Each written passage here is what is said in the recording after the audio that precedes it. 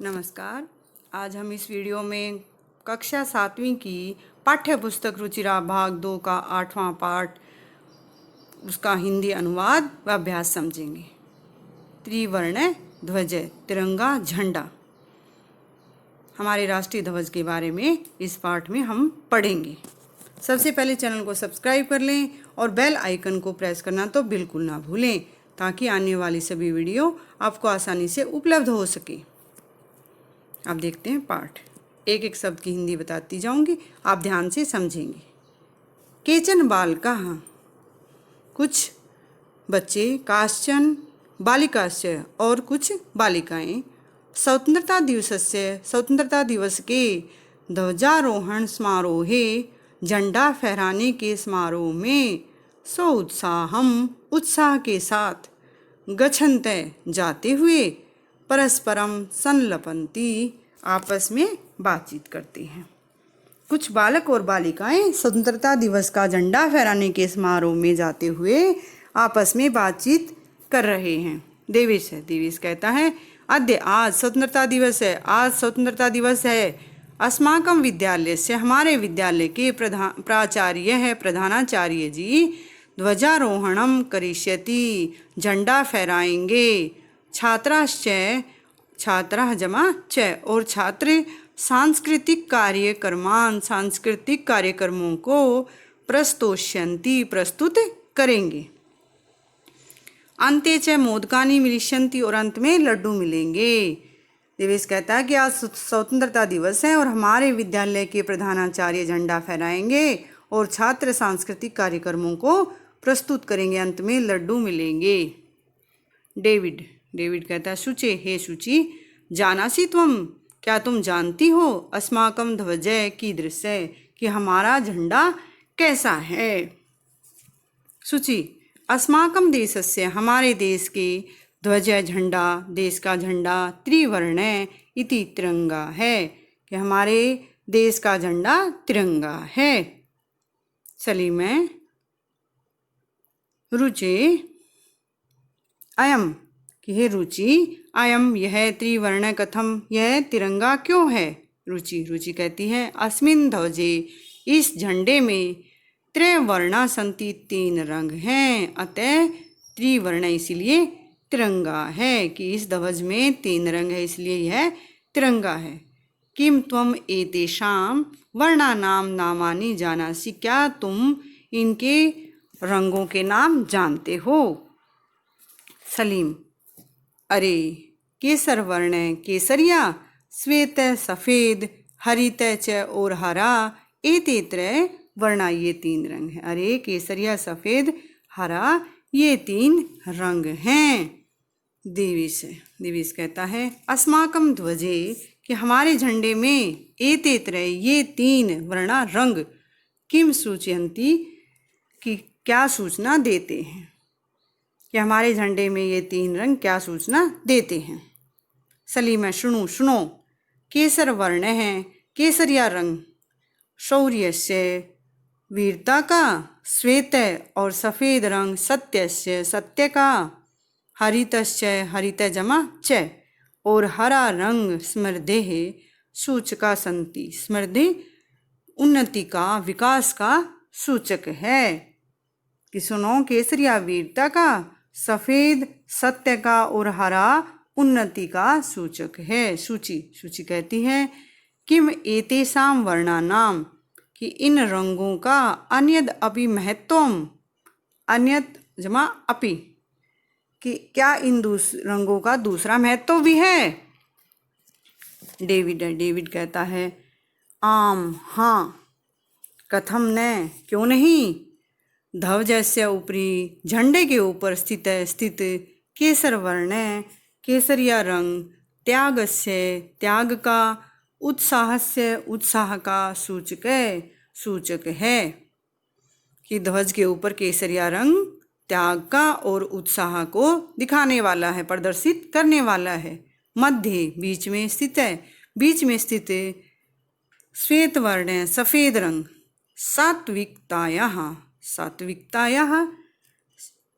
सात्विकता का, शुचितायाः च द्योतकः है। शुचिता है स्वच्छता का सूचक है। कि बीच में स्थित सफेद रंग सात्विकता का और स्वच्छता का, पवित्रता का सूचक है। अधः स्थित है, नीचे स्थित। हरित वर्ण है, हरा रंग। वसुंधरायाः पृथ्वी की सुषमायाः सुंदरता का। उर्वरतायाश्च उर्वरतायाः जमा च उपजाऊपन का द्योतक सूचक है। और नीचे स्थित हरा रंग पृथ्वी की सुंदरता का और उर्वरता का सूचक है। तेजिंदर कहता है, शुचे हे शुचि, ध्वजस्य मध्य ध्वज के बीच में, इस झंडे के बीच में एकम नील वर्णम चक्रम वर्तते, इस झंडे के बीच में एक नीले रंग का चक्र है। तेजिंदर पूछता है कि हे शुचि, झंडे के बीच में एक नीले रंग का चक्र है। शुचि कहती है, आम आम, हाँ हाँ। इदम अशोक चक्रम कथ्यते, इदम इसे अशोक चक्र कहते हैं। एतत् प्रगतेः न्यायस्य च प्रवर्तकम, एतत् यह प्रगति उन्नति, न्यायस्य और न्याय का, प्रवर्तकम प्रदर्शित रास्ता दिखाने वाला है। कि यह प्रगति और न्याय का प्रवर्तक है। सारनाथे, सारनाथ में अशोक स्तंभ अस्ति, अशोक स्तंभ है। सारनाथ में अशोक स्तंभ है। तस्मात् एव एतत् गृहीतम, उससे ही, तस्मात् एव उससे ही, एतत् यह गृहीतम लिया गया है, उससे ही यह इसको लिया गया है, इसे लिया गया है। पर्णव है, पर्णव कहता है, अस्मिन् चक्रे, इस चक्र में चतुर्विंशति अराः सन्ति, चतुर्विंशति 24 अराः तिल्लियाँ संति हैं। इस चक्र में 24 तिल्लियाँ हैं। मेरी कहती है, भारतस्य, भारत के संविधान सभा में 22 जुलाई 1947 तमे वर्षे 22 जुलाई 1947 को समग्रतया पूर्णता से अस्य ध्वजस्य, इस झंडे को स्वीकरणम जातम, स्वीकार किया गया था।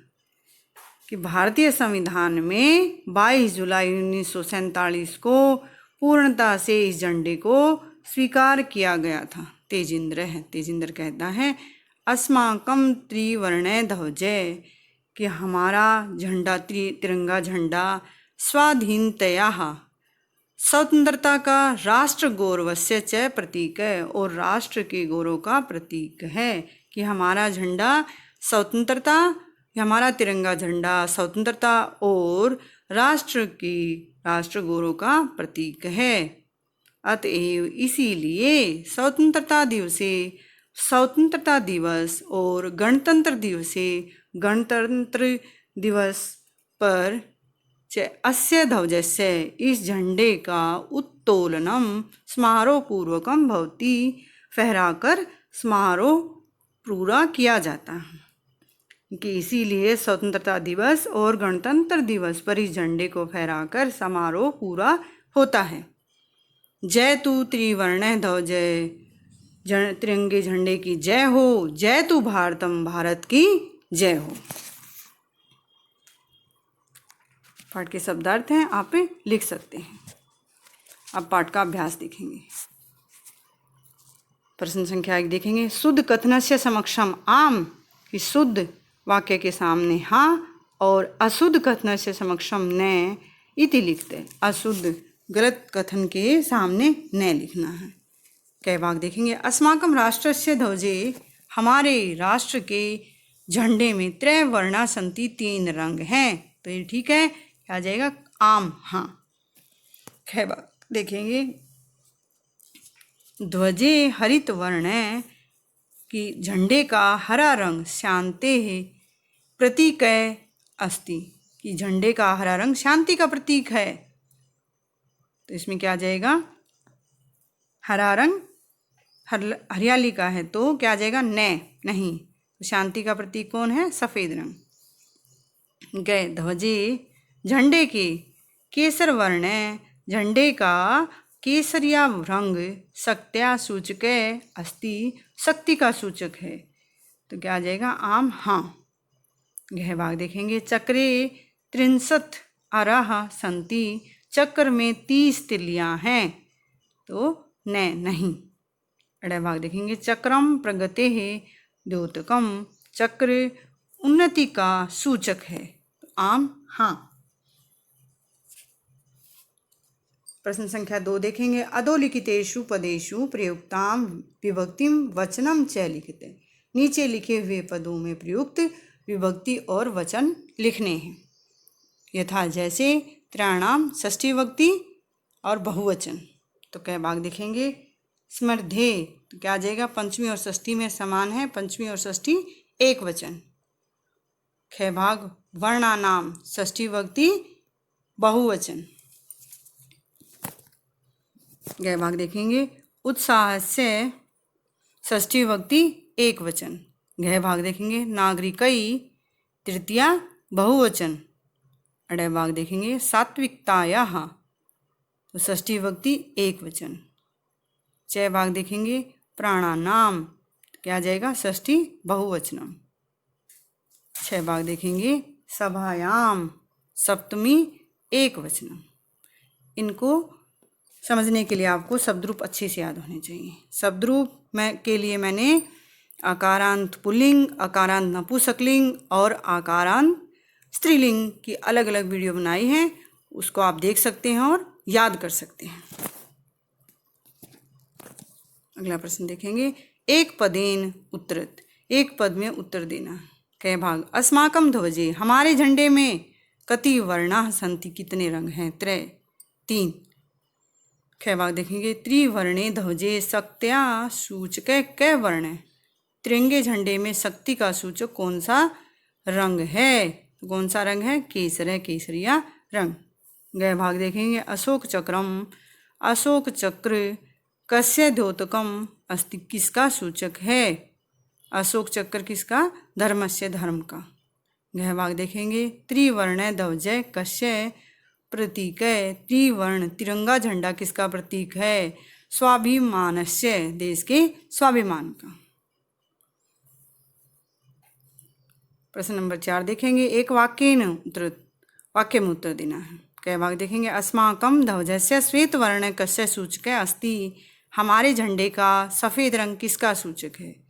तो कस्य की जगह क्या आएगा? सत्यस्य। अस्माकं ध्वजस्य, हमारे ध्वज का सफ़ेद रंग सत्यस्य, सत्य का सूचक अस्ति, सूचक है। ख भाग देखेंगे। अशोक स्तंभ कुत्र अस्ति, अशोक स्तंभ कहाँ है? तो कुत्र की जगह आएगा सारनाथ। अशोक स्तंभ सारनाथ अस्ति, सारनाथ में है। गए भाग देखेंगे। त्रिवर्ण ध्वजस्य उत्तोलनम कदा भवति, तिरंगा झंडा कब फहराया जाता है? त्रिवर्ण ध्वजस्य उत्तोलनम स्वतंत्रता दिवसे गणतंत्र दिवसे च भवति, तिरंगा झंडा स्वतंत्रता दिवस और गणतंत्र दिवस के अवसर पर फहराया जाता है। अशोक चक्रे कति अरा सन्ति, अशोक चक्र में कितनी तिलियां हैं? अशोक चक्रे चतुर्विंशति अरा सन्ति, अशोक चक्र में 24 तिलियां हैं। प्रश्न नंबर 5 देखेंगे। अधोलिखित वाक्येषु रेखांकित पदानि आधृत्य प्रश्न निर्माणं कुरुते, नीचे लिखे हुए वाक्यों में रेखांकित पद के आधार पर प्रश्न निर्माण करना है।